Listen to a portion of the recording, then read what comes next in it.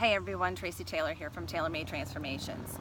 Today I want to talk a little bit more about self-worth and things you can do to contribute or enhance or develop your self-worth.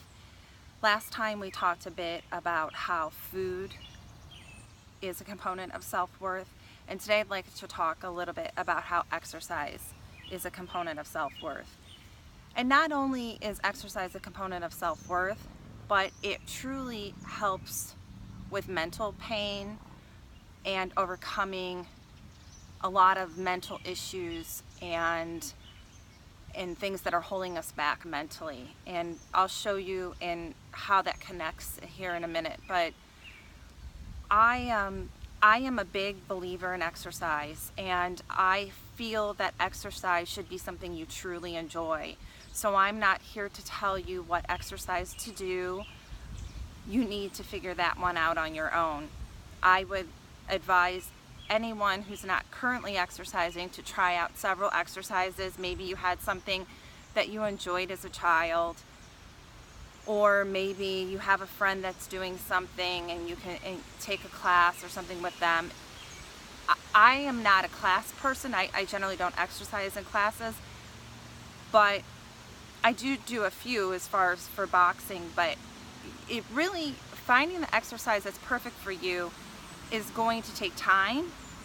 It's going to take some effort in trying new things, and over time you may find something you like, and over time that may change as well. I know years ago when I started exercising, I did, especially when I was a stay-at-home mom with 3 small kids, I did a lot of videos. It was just worked. I would put the kids in the playpen or in the swing, and I did a lot of videos, and so I was doing a lot of aerobic-based videos at that time, and it worked for me.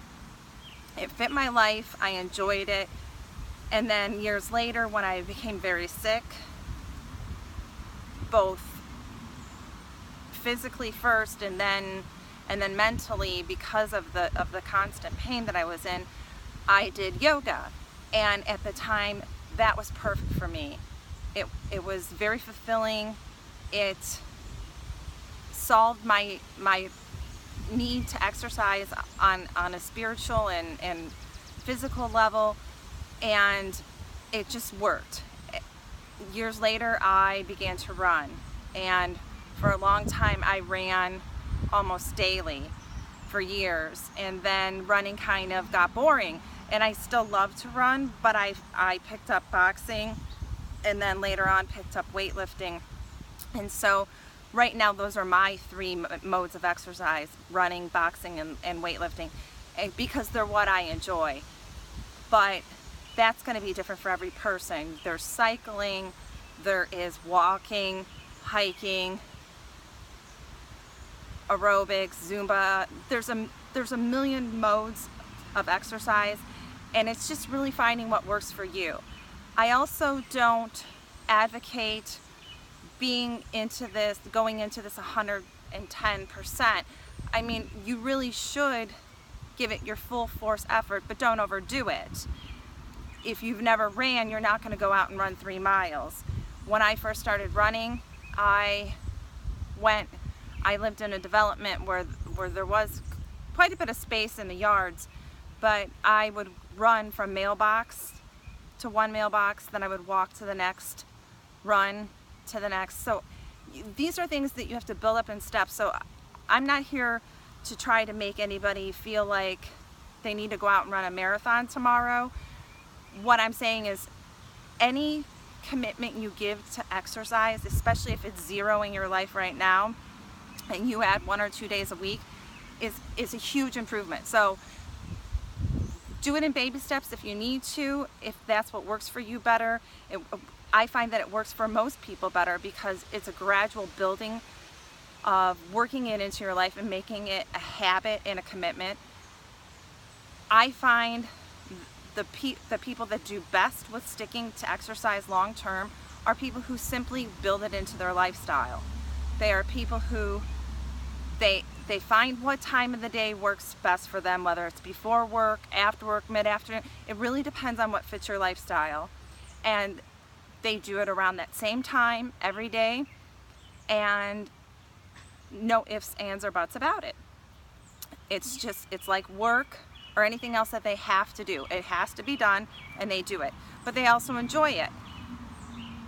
Now, exercise, I mean, I love to exercise, but when I say enjoy it, I mean it in a different way. I mean, I really do enjoy being physically active, but for most people that exercise habitually, what I mean is enjoy it is I mean that we enjoy the benefits of it.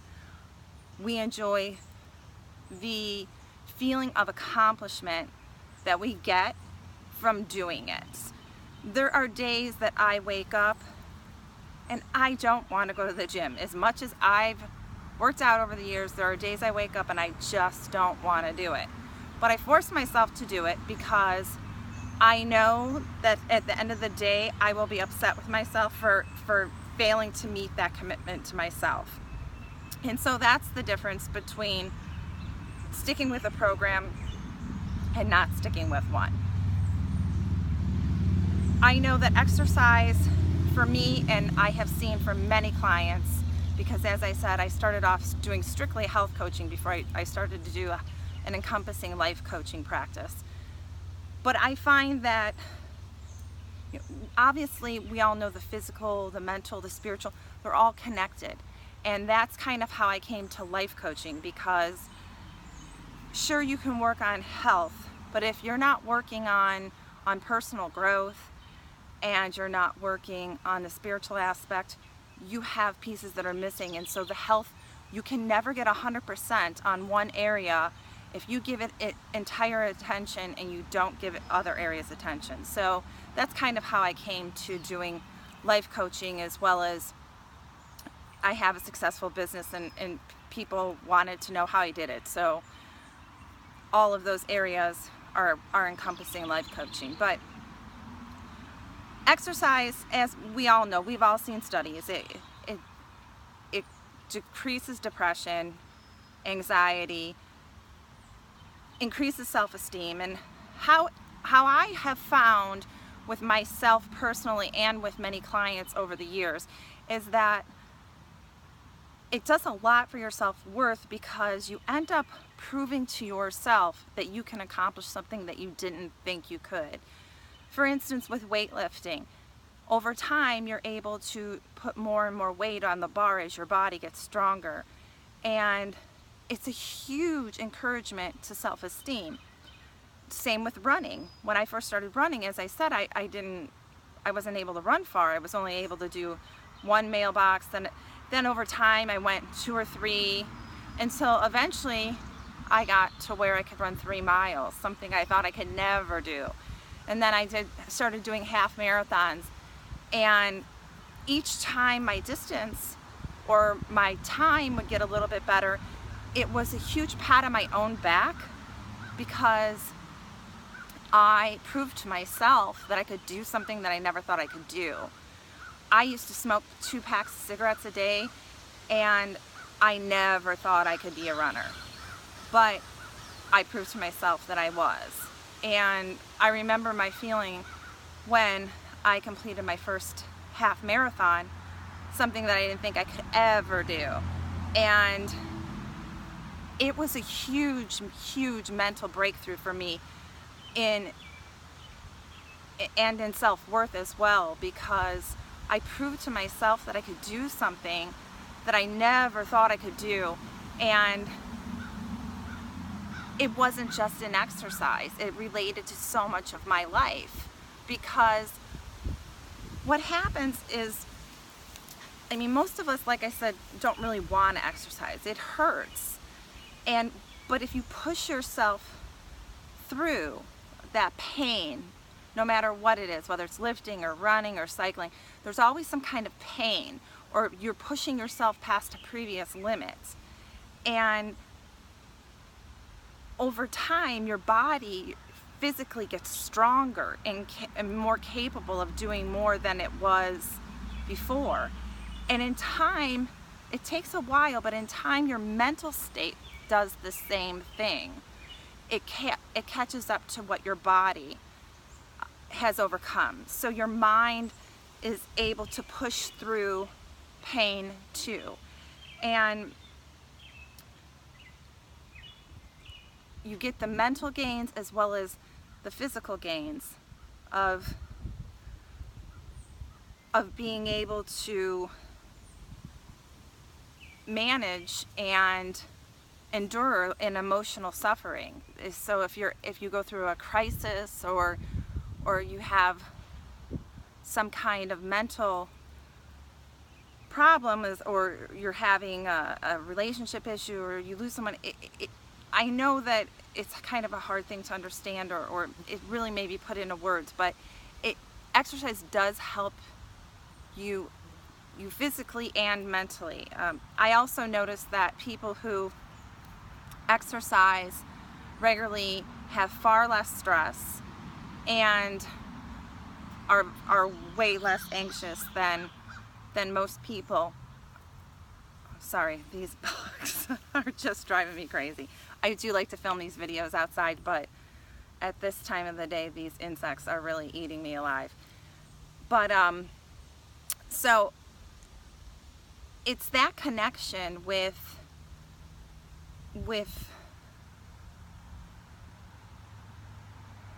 getting the body stronger and pushing through pain in the body that our mind also becomes stronger and pushing through pain. I know that it seems maybe new agey to some, but a lot of people equate it to yoga and meditation as well, and that definitely helps as well. But you don't have to just do yoga to do it. You can do running, you can do weightlifting, you can do boxing, whatever you like to do. They all will give you the same type of benefit of building your mind and making you stronger through making your physical body stronger. I know for myself, when I first started taking up running and could run distance, just putting on headphones and listening to music, that helped me process a lot of stuff that I had gone through. And at the time, I don't think that I had realized that that's what it was doing, but it definitely did. So if you then are able to stick with a program, start off walking, maybe it progresses to running, whatever you choose for you, over time you'll build this strength in your mind and your emotional capability, and that definitely will help you also build your self-worth, because as I said, you will realize that you can accomplish things that you never thought you could do, and you'll prove to yourself that you can make a commitment and stick through it.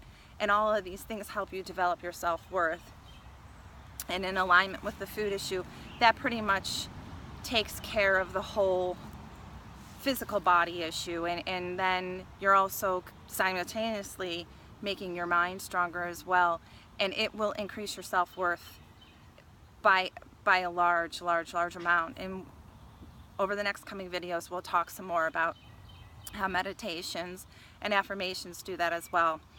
But I hope this helps somebody today, and I hope you have a great day. If you take a moment to run over to my YouTube channel and like, subscribe, comment, share my videos, I would appreciate it. Have a great day, guys.